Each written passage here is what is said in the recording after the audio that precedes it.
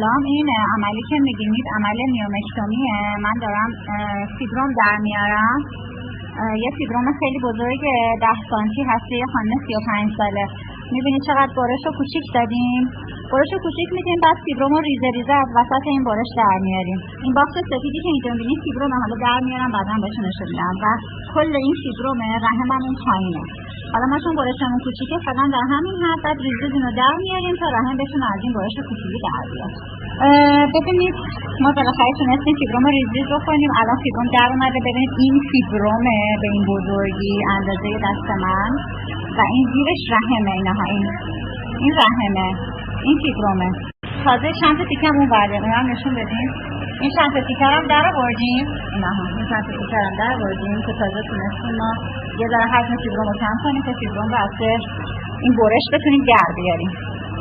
هنر اینه که فیبرومای بزرگ از برشای کوچیک دراریم، نه اینکه کلا شکم مریض رو باز کنیم که مثلا بخوایم فیبروم دراریم.